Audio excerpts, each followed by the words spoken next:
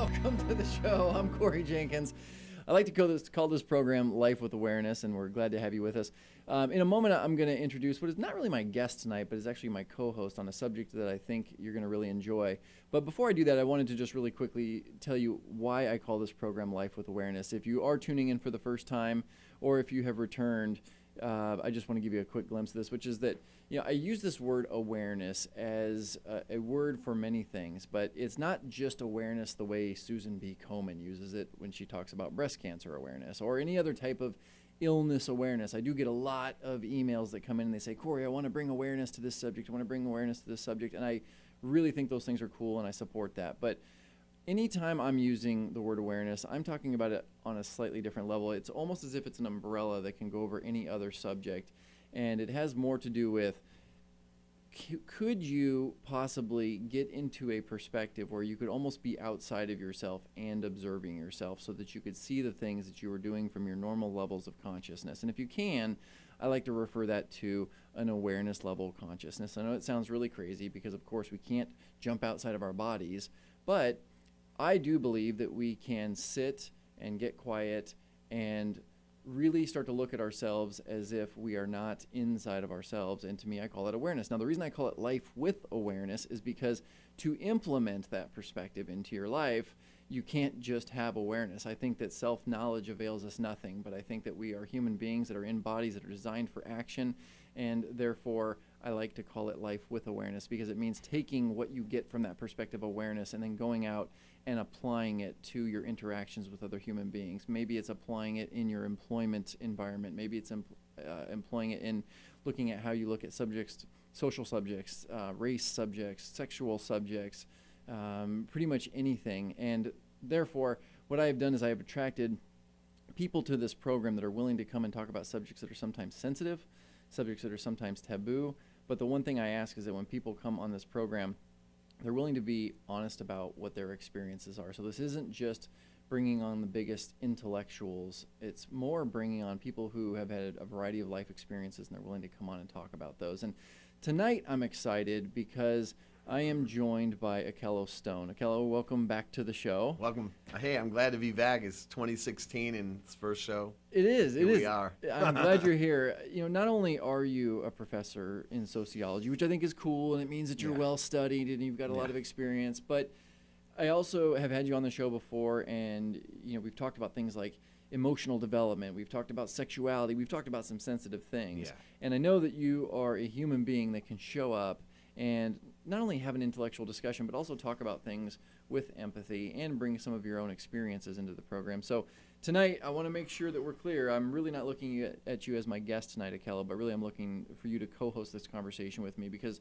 the subject matter tonight is, we're going to use one word for it, and I know you and I have talked about what we do with labels, but for tonight, let's call the subject matter anxiety. And I like the subtopic that you really brought to the show, which is we can't live with it, but can we live without it? And so before we even get into the meat of this, tell me in your own words, Akello, what is anxiety? And I don't mean clinically. I mean, if you're going to sit down and talk with somebody about anxiety, how would you describe it? Well, obviously, I think most people are aware of the clinical aspects of anxiety.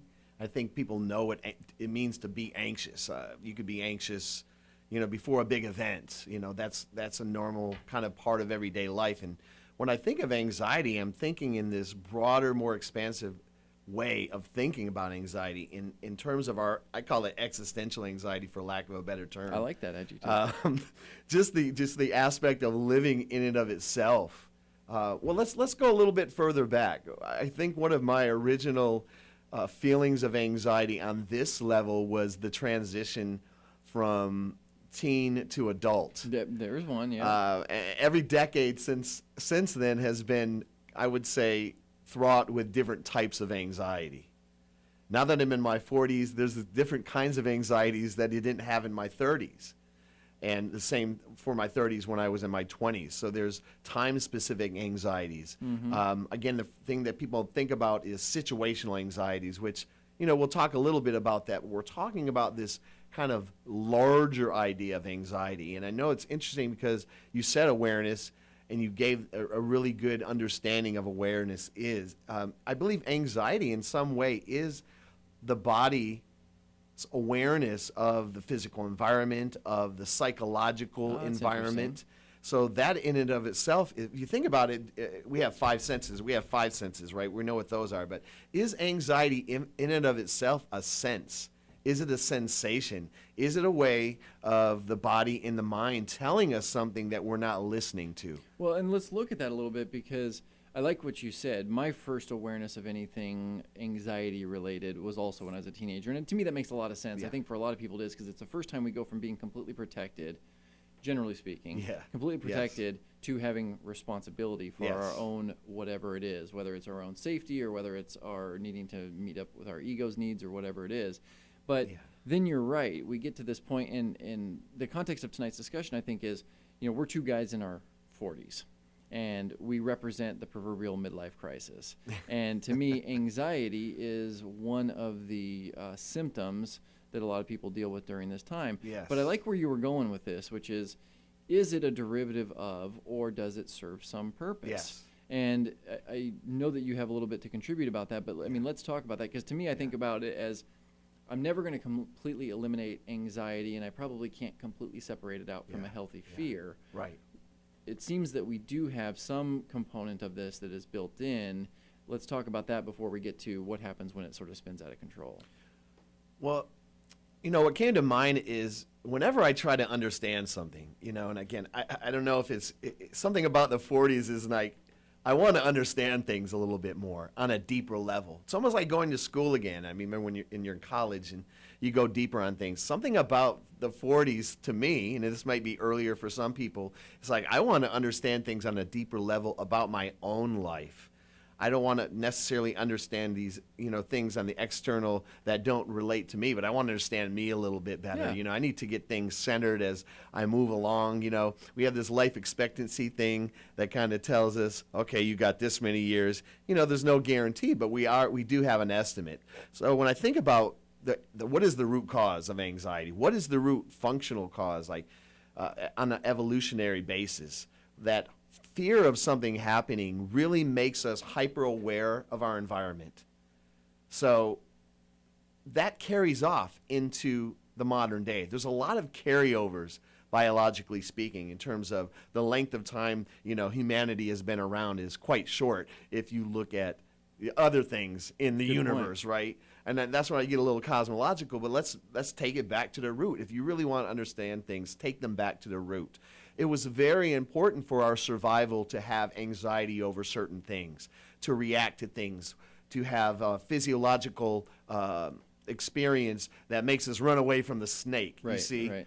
Now, most of us don't encounter snakes on a daily basis, Or right? some threat to our Or some physical- kind of threat to our survival. Right. However, we have many threats to our day-to-day way of life. And a lot of, I'd say, a great amount of anxiety that everybody experiences is financial, is money. That's how we survive in this. Yeah. It's not about collecting fruits and berries or hunting down animals. It's about making money to be able to go to the grocery store for someone who has already collected the fruits and berries Right. and hunted down the animals. Yeah, and to me, that's a fascinating direction to go with the subject, because it really shows the difference between, if a person were able to dial it in, it would show the difference between delusion and reality, right? Yes. Meaning Yes. that, and I'll admit it, I have experienced this. There are times where I have experienced severe anxiety, Yeah. and if I sit there and I really unravel it, I can get that what it is that's causing my fear isn't some fear of death or fear, even of poverty, true poverty. Right. It's something much smaller than Yeah. it. It's fear of something that I'm conditioned to not want, probably like being judged by others, or being uncomfortable, Akello. Yeah. So you know what? I have to address that point because it's interesting that survival is really not the motivating force behind anxiety now, but you said yourself, comfort. Comfort and then social acceptability. yeah, which are almost two labels for the same thing. They are. right? It's not comfortable when people don't ask you to play kickball, right? Right. There's anxiety about being chose for the kickball team. That's the childhood version. As an adult, we may have social anxiety because so much of who we are and our livelihood is focused on whether people like us and whether people admire us and are they following us and that kind of thing. I mean, that's a huge it's a huge anxiety for me personally, and I'm sure for a lot of people, is to what degree do you have to get a certain buy-in in order to have your ideas even be heard? Yeah, yeah. I mean, that's a great description of it. I like that because I think that unconscious need to be liked or to be accepted or to be respected or whatever it is something that drives a lot of anxiety. I mean, I know a lot of people who, if you looked at them from the outside, you would say they have nothing to be anxious about. Yes. There are people who are middle class or upper middle class. A lot of them are husbands or wives. A lot of them are parents. And the things that they worry about are not things that people 1,500 years ago would have worried about. Those people would laugh and they would say, you guys are living in the land of luxury. But we have created some of these. Akello, this is a great start to our conversation. For those of you out there who are just joining us, I'm with Akello Stone. He is a professor of sociology. He also has a great website, which is akellostone.com. It's AKELLOSTONE.com. When we come back, we're going to talk a little bit about the greatest anxiety. This is a really sort of philosophical discussion, but talking about the possibility that our greatest anxiety comes from the fact that as human beings, we can be aware of our own death, which is very different than some of the other beings on this planet. The only one. We're the only one that knows that that's going to happen. Which kind of plays into that idea of awareness. We're also going to talk today about solutions and coping strategies. And if you know other people who might be interested in this conversation, give them a quick text message or phone call. Tell them to join us here at tradiov.com, and we'll be back in just a couple of minutes.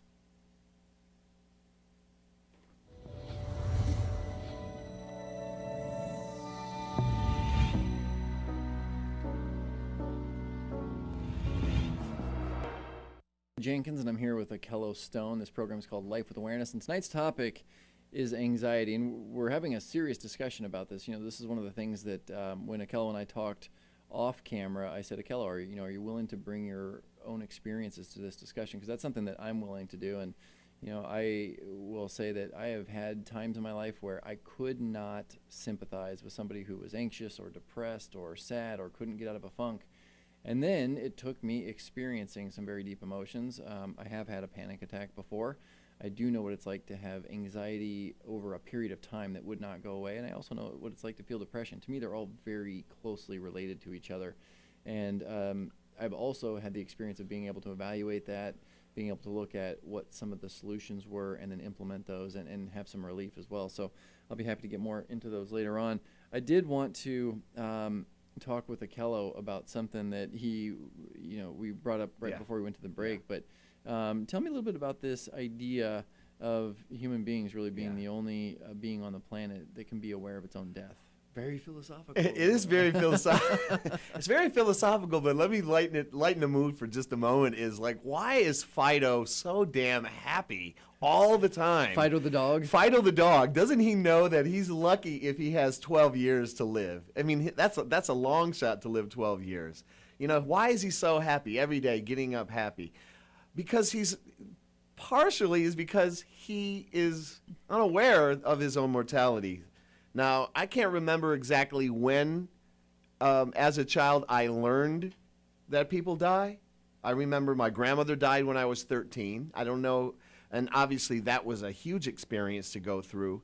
But as far as like understanding that, hey, that's going to be me someday, and actually putting my head around that, I think it takes time to kind of put that, into your mind and understand. But back to the dog is... yeah, Fido's like... Right. Back to the dog is it's not just about the fact that the dog doesn't know he's going to eventually die. And this comes from some ideas that I've heard about animal communication, which is only happens when the animals communicate, which they do. There's certain calls and things. They're only communicating what's happening in the present. They are very present focused. Now, we can talk about what happened last week, 20 years ago. We can talk about what's going to happen. We can talk about what's happening right now. Most of the time, we spend time in our mind thinking about things, listening to voices or ideas and things. All those ideas are not in the present. I can't tell you what the percentage is. I don't know. It differs from person to person. But most of us really, we're not living in the present. We're not thinking in the present. And our mind is all over the place. So that gets to the sense of that time. That helps reinforce the idea of time. And then you wrap around this idea of time in past, present, and future, saying we only have so much of it. We're aware of that. Now, it's not something we're thinking about all the time, but it is there. It's omnipresent in the mind. So that in and of itself, I think, when we process ideas and think, okay, how much more time do we have? Or when someone that we know dies, we immediately think, we're not just mourning the loss of that person. We're saying, well, this is going to be me one day. Damn. Yeah. That's anxiety. And it's interesting because as I'm listening to you, I can easily recognize how this could be a core source of anxiety because this subject can break wide open, and all of a sudden you can kind of start asking, well, what's the point? What's the purpose of life? And then all of a sudden the subject matter is so big that it gets really difficult. Yeah. And it reminds me, Akello, that there was a book I read, and I don't remember the exact time in human history that it represented. It could have been the 6th century or the 17th, I don't remember. But it talked about how during that time they did not have all the same cultural influences that we did that made us so afraid of death. So there wasn't so much this mentality like, oh my gosh, I've got to get it all done in this lifetime, or if I don't do it right in this lifetime, I'm going to go to hell kind of thing. And instead, the average lifespan was 30 to 40 years, but people generally lived from the paradigm that they were going to have multiple lifetimes. So there wasn't so much anxiety. There wasn't the keeping up with the Joneses. There wasn't the, oh no, I'm going to die and maybe I am never going to exist again. People just assumed that they were a soul having a temporary experience in a physical body, and that something came after that. And it's what comes up for me, because here now in the 21st century, I can tell you that I am not aware of a real anxiety about my own death, and it is, I think, because of I don't know if I want to use the word spiritual beliefs, but my beliefs are that there's something else out there. Right. I can't control it, so I'm just going to get there when I can. But what I do have anxiousness about is the getting there process. I'm not excited to be 70. I'm not excited to be old and my physical body deteriorating, yet I do know that it's going to happen. Yes. And that does cause me a little bit of anxiety, especially now that I'm at the midpoint between 0 and 80. Well, you know what? Nobody talks about that, do they? It just kind of happens. Because we don't want to dwell on the fact your body is going to fall apart. Your mind is probably going to fall apart. You're not going to be the person that you were. The daily existence could be quite miserable. How long do you want to live again? Many people sometimes it doesn't really matter how much effort and time you spend trying to counteract those effects that could potentially happen, right? There are people who, run every day and eat salads and things, and they fall over dead one day, It's true. You can't. So there's no guarantees. And there could be anxiety over there, no guarantees. But I want to get back to the point, because I think you made a very, very interesting point, which made me say, what is the ultimate function of religion or beliefs? Let's just call it beliefs, because when you do religion, that's a categorical term. Okay. About your belief system, what is it about a belief system? What function does it carry in your life? It obviously creates a value system for you. We know that. Belief systems tend to influence people's morality, their judgment of other people, empathy, compassion, those kind of things. But I have to argue that like a primary function of a belief system, and if you look at belief systems all around the world, is to counteract the idea that after this life, that's it. Because if you have a belief system that says, oh, this is just one part of it, then it's almost irrational to be anxious about your death, because you don't really die. Then I even go so far as to go into physics, the law of the conservation of matter, the law of the conservation of energy. Nothing's ever destroyed. It just transforms from one form to another. I'm all good with that. I'm good with this idea that there's a constant flow of matter and energy, but it's the idea of what happens to who we are, our consciousness. Our consciousness is really limited to our ability to think, to communicate, and to make those discernments. So if that's gone, then consciousness being that of just energy, I'm like, I can't even put my head around that. What does that look like? What does that feel like? And am I going to be me? Do I have a name? Can I interact with other people? Part of life is being able to do that. And as you said, as you get older, there's been studies that have shown as people have gotten older, their socialization, being with other people starts getting limited, and many spend many hours of life alone. I think we fear loneliness. Oh God, just as much as death. it's one of my greatest fears. Yes, and but again, not something I was aware of for a long time. Yeah. Well, now you got to start facing it, right? Well, to me, that's actually a big part of the way I think there's perfect balance in the design of the human experience. Is whether it's anxiousness or fear or whatever word you want to call it. Yeah. And I'm getting a little bit ahead of myself here, but the only solution that I'm aware of, the only true solution, is to behave your way through it. So I don't think we can talk about, and I want to talk about some of the other temporary solutions. Right. But to me, that there's a larger conversation to this, and maybe we'll do it another time. But I do believe that there's a purpose to life. But the only way to connect into it is to choose what you believe about it, and then behave into it, and that with that comes this great thing, Akello, called personal responsibility. Yeah. Now, some of us choose strategies where we go and get into relationships or lifestyle where we can allow others to make a lot of our decisions for us. But even doing that is a decision. Yeah. There is absolutely no way to get away from it. And I know that for me, the only relief I've found, and it was not like that. In fact, it was much more a one day at a time type of situation, was to go, oh my God, you know what? This can't be filled with another person. This can't be filled with a pharmaceutical. This can't be filled with a drug or a drink or even more money. And because to me, the ultimate anxiety is, am I exploring whatever the highest possible experience is that I can have? Well, I'm all over the place. You're all over the place, guy. I'm going to bring you back. I'm going to bring us back to this idea that, just like you said, that there's to behave through things. As we sit here, I just really thought, and this is something that I've been trying to put my head around, is emotions and logic. Emotions and logic are, we could even say they're polar opposites. They both are part of who we are. There are some people who are more logical and some people who are emotional. I know people who are really emotional. I would put myself more on the Spock side, more on the logic side. But that emotion, yeah, you are. I think, and I'm probably more kind of emotional. on the Spock, and you might be more the emotional. That's why it works. For me, I'm trying to tap into my emotion a little bit more as I get older. I find myself feeling more than I ever have before. And for some people, as they evolve, they become more logical. So if you think about it, is anxiety really an emotional state, or is it a state of logic or illogic?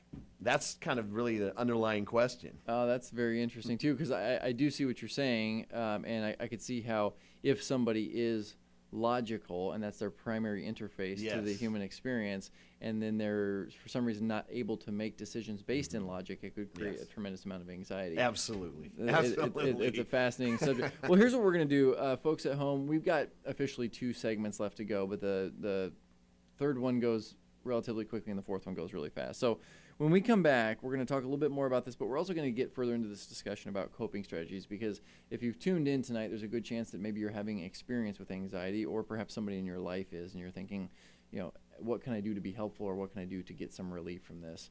So we'll be back in a couple of minutes. I'll be here with Akello Stone, and we will focus on getting through anxiety, and we'll share some of our personal experiences and some of the things that we think might help you. We'll talk to you in just a couple of minutes.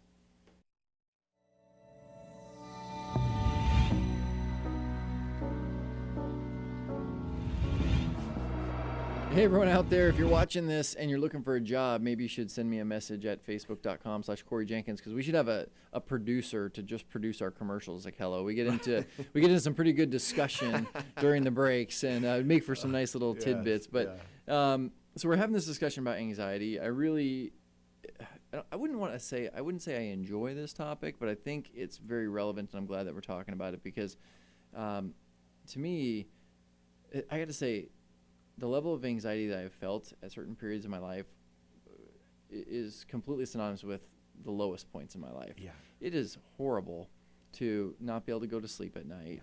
It's horrible to wake up at 4 a.m. and know that my body, more like 2 a.m, and know that my body needs more sleep to operate well, but that I'm worrying about not sleeping, and that's keeping me awake, and then I'm worrying about something else. And there's this cycle, Akello, where something is causing initial anxiety. Yeah. But then there's a mental pattern of judging myself for having the anxiety or overanalyzing the anxiety, and it can spin out. And I'll tell you what, today I have a tremendous amount of empathy to anyone that has ever come to me and said, I am stuck, because they're saying, I'm aware I have a problem. I don't know how to get rid of it. And when, having anxiety is different than having a broken arm. You can walk in and show your broken arm and you can go, God, this hurts. Yeah. But you can walk in and go, I'm sad, or I'm depressed, or I'm anxious. And people are like, I don't know what to do. Yeah. It's usually get over it. Or take this pill. Yeah. Well, that brings me to this idea, too. It's like when you said you don't sleep, or when you're feeling anxiety, there's either reactive or proactive coping strategies. I'm not necessarily going to call those solutions. I'm going to call them coping strategies. Okay. What do we I think do? that's a good right. differentiator. I'd like to say solution, because I think solution is an interesting word, because a solution, I believe, should be of benefit to you.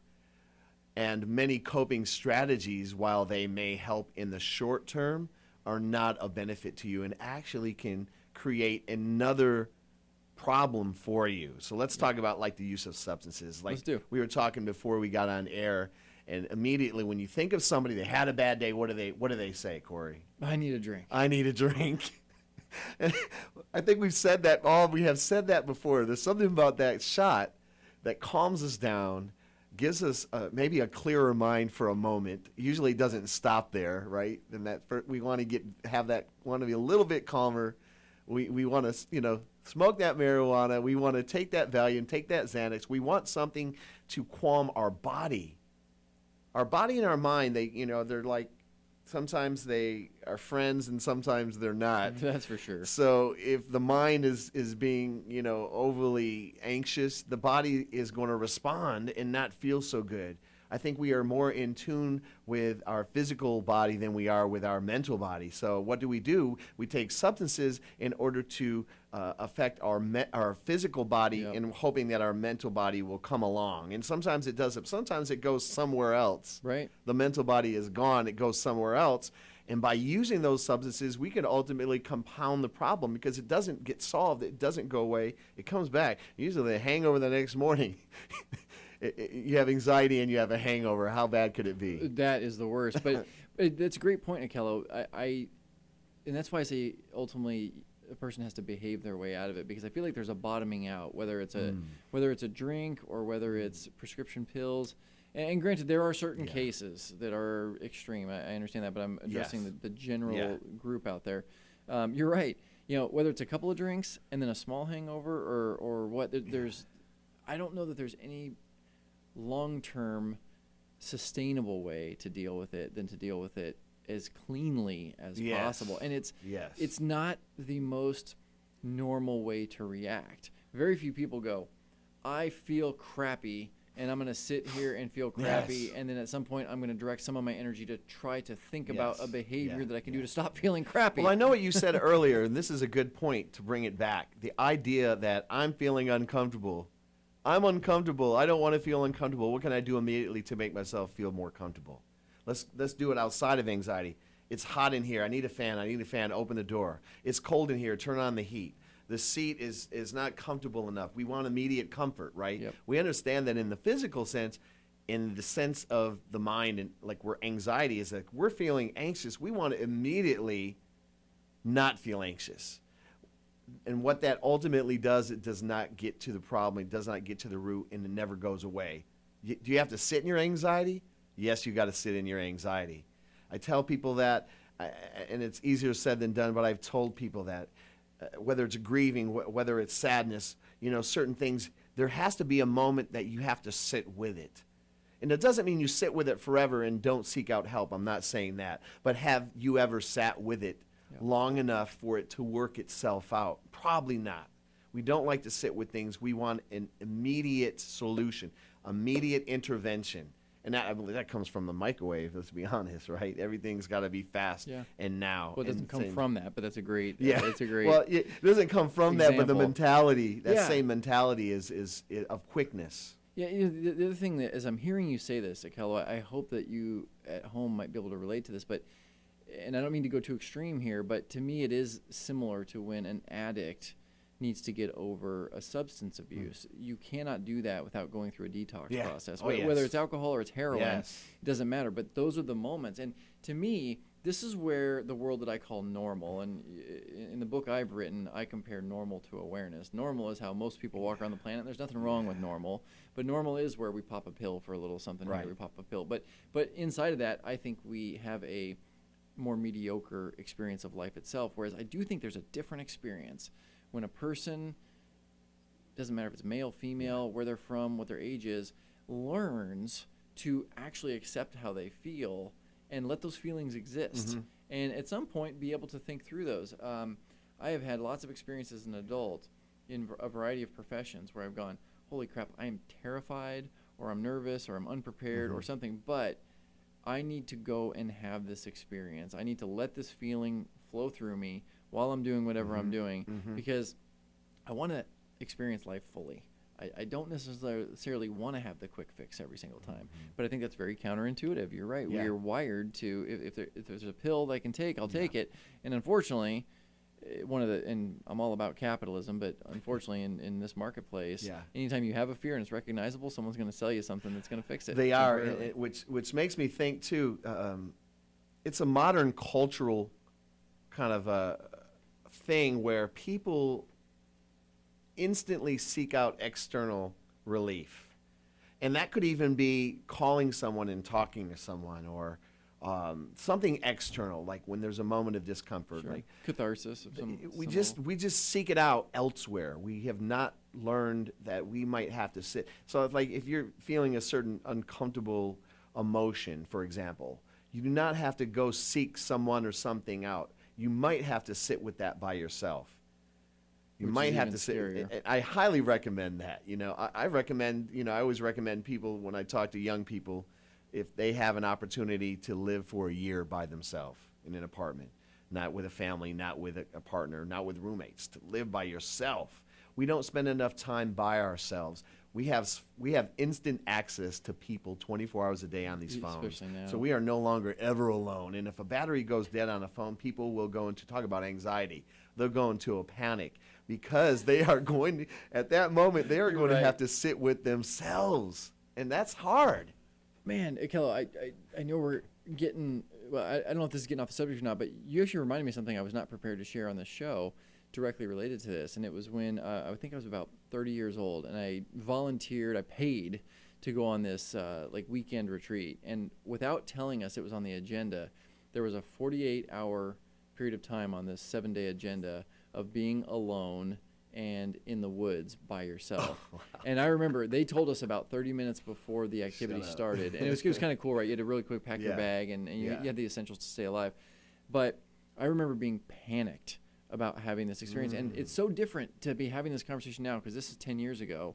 Today that would not scare me, because I have learned not only to be okay with that, but to actually find tremendous value in those experiences. But I remember sitting there freaking out for a while, going, oh my God, I'm going to be all by myself. Yeah. But you know what? It forced me into what now is popularized by the word meditation, but just to spend some time, not necessarily away from my thoughts, but allowing myself to be with my own thoughts. And it's interesting, because now in this conversation with you, I'm realizing that was a key development point in my life, where I learned that I can be the source of my own happiness. I can be okay with my own thoughts. Now, were there some challenges after that where I learned I had to deal with some very difficult feelings? There was. Of course. But it's a big deal. And I think the last thing I want to say on that subject, I know we're going to go into our last break here, is that to me, this is why it's why the design of the universe is so great. Everything has a polarity to it. And I came from a early adult lifestyle where I was such a doer. It was do this, do this. Everything I got in the form of satisfaction came from doing and achieving. And then I did this 180, and I became Mr. Self-Help and meditation, blah, blah, blah. And I learned to really calm myself down. And I thought that's how it worked. But then I realized if all I'm doing is meditating all the time and self-awareness work, I'm never producing anything. And what I found is that they actually go together. I use the meditation element, to connect with my highest thoughts. And then I use what I think of during this time to then choose how I'm going to behave. And so I know that these guys are telling us we got to go to a quick break, and we want to honor and appreciate our engineers here.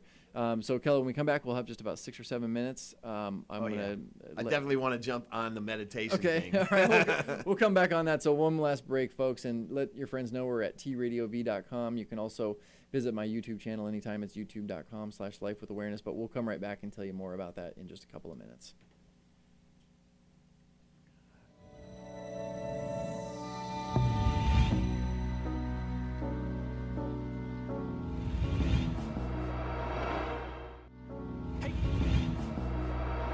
Talking to Akello Stone, we're having a good time. We're like, we don't care when the commercial breaks are, but we do. Akello, I kind of dropped a big bomb right before we went to break. What you want to have some feedback on that? Well, meditation. You versus did. You the started doing. talking about meditation, which just opened up this idea because there's really a misnomer. We're going to talk about some proactive coping strategies that I think are really healthy, and meditation being one. I really agree. Now, I want to demystify what meditation is. There are obviously different forms. People see meditation in a way as an escape. They see it as an escape from, everything around us, and perhaps even an escape from myself. But ultimately, it's not an escape. It's an intimate connection with yourself. It is a stillness that allows you to really connect with your own thoughts. And it's not about clearing your mind of thoughts. It's impossible to clear your mind of thoughts. It's about acknowledging thoughts. And part of anxiety is thoughts. And we really didn't have enough time to tap into that part. I think it was kind of implicit in the conversation. But where does anxiety lie? It lies in the mind. What happens in the mind? The internal dialogue. You cannot stop the internal dialogue. You can acknowledge it and not react to it in a way that causes you harm, both physiological and psychological. See, it's a deep thing. Meditation is so simple yet so deep. Well, it is, and it's so simple but not always easy. And gosh, as I'm listening to you, Akello, because without taking up any airtime, I'm just going to tell you, I agree with you 100% on what meditation is. I think most people, especially in the Western world in the last 10 years, do not understand what meditation is. But that's another show. Yeah. What I do think is interesting is it is more difficult than ever to meditate, because you're right, we have so much stimulation everywhere. Because as you said that, I thought, what if I had decided Saturday this week I was going to sit by myself from 8 a.m. until 12 p.m. with no media stimulation, and that sounds really, really hard, yet I know that type of an exercise is so beneficial. It's so beneficial and so possible.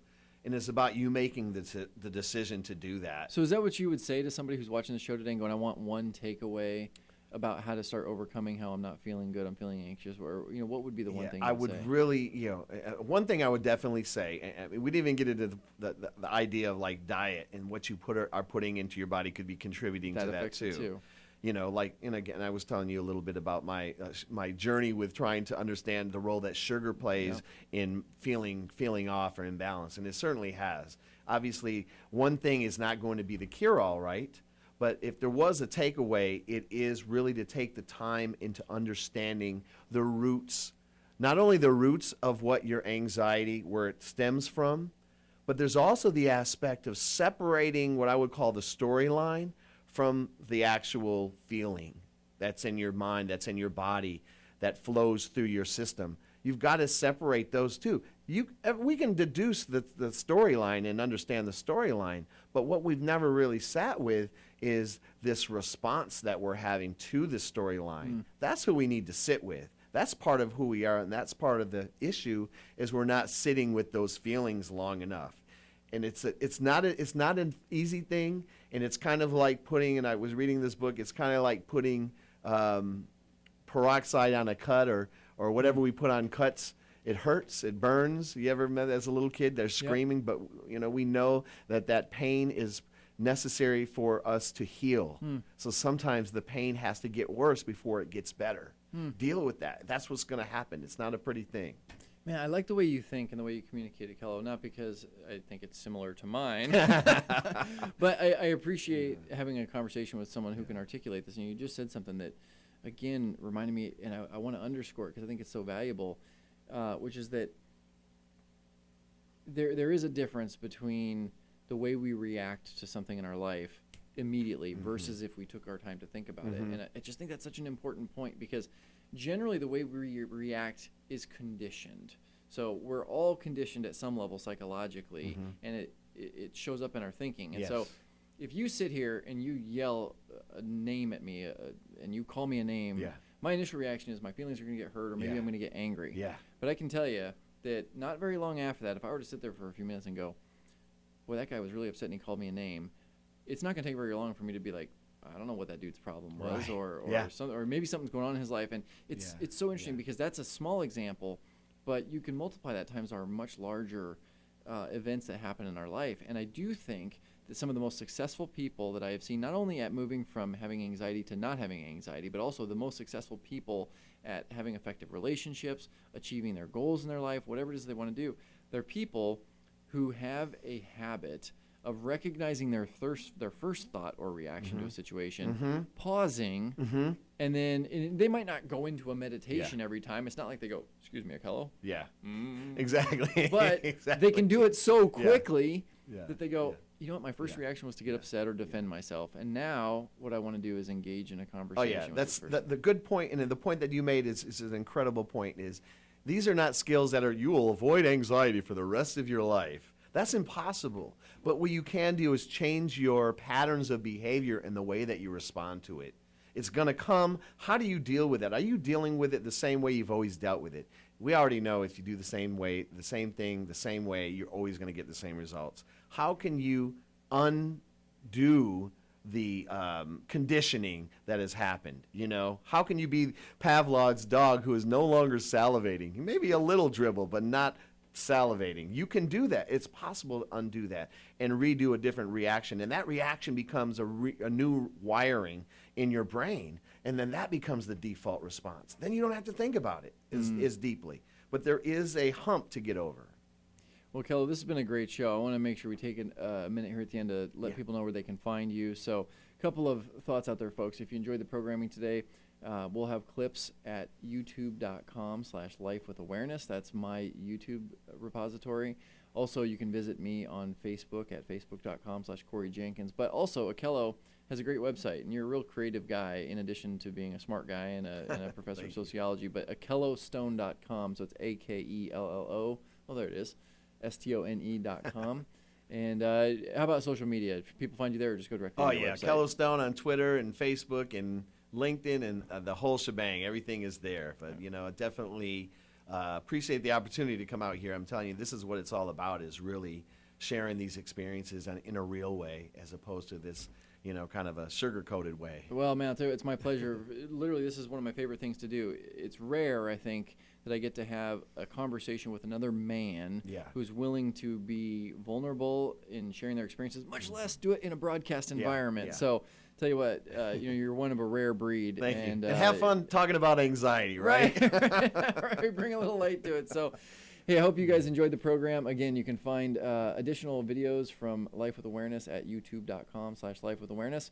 And don't forget to visit akellostone.com. And check back here at T Radio V for my shows on Thursdays every week. We will see you next week, everyone. Thank you.